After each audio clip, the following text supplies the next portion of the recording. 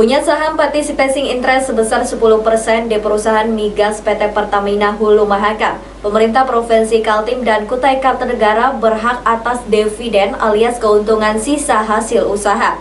Tahun 2019 lalu dividen terbagi 573,3 miliar.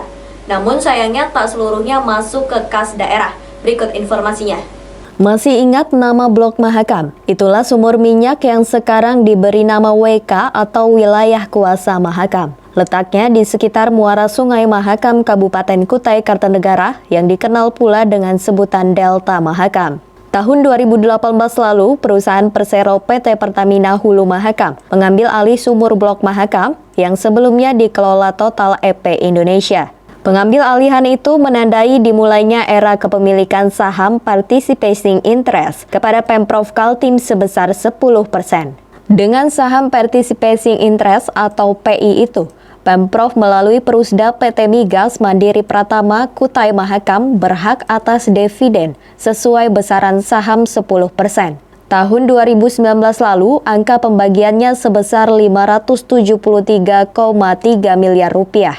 Namun inilah awal munculnya persoalan karena ternyata dividen yang semestinya masuk ke kas daerah namun tertahan dulu di Perusda. Dari Perusda itu kemudian hasil keuntungan dibagi-bagi sesuai kesepakatan Pemprov Kaltim sebesar 66,5% dan Kutai Kartanegara melalui PT Mahakam Gerbang Raja Migas sebesar 33,5%. Ada lagi pemotongan untuk gaji-gaji operasional perusahaan. Padahal dividen itu bukan hasil dari kerja perusahaan. Kenapa diaudit? Ini adalah bagian dari tugas kami sesuai undang-undang ya.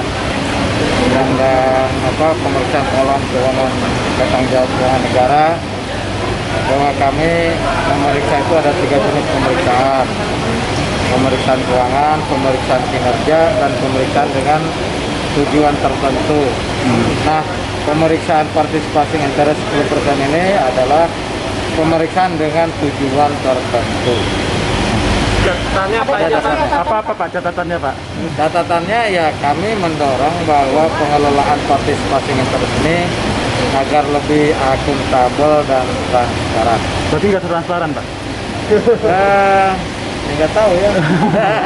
Apa catatannya? Badan Pemeriksa Keuangan Kaltim turun melakukan audit keuangan kepada Perusda penerima dividen Pertamina Hulu Mahakam. Salah satu temuan BPK adalah tidak adanya SOP, standar operasional prosedur, bagaimana mekanisme keuangan hasil dividen. Hal itu menjadi rawan karena uang rakyat bisa saja tidak sampai di kas daerah, tapi digunakan Perusda yang ditunjuk mengelola uang tersebut. Benarkan nggak Pak untuk PI 10% itu untuk gaji direksi Mbak? Direksi MMP? Kalau benar atau salah? Kalau saya ya mungkin mereka bekerja ya untuk saat ini ya mungkin. Tapi kita mendorong yang terkait langsung dengan misalnya kalau anaknya itu kan dia bekerja langsung. Ya. Nanti kita mendorong yang induknya ini, nah itu kita benahi SOP-nya. Itu kita dorong ya jangan kalau dia bekerja langsung. Ya artinya menghasilkan itu PI, ya silakan diberikan apresiasi prestasi. Bisa saja berupa gaji dan lain-lain. Berarti dari MMP yang tidak bekerja langsung jangan dong ya? Kita dorong seperti itu. Ya karena masa sih orang tidak bekerja diterima uang? Ya itu ini kita.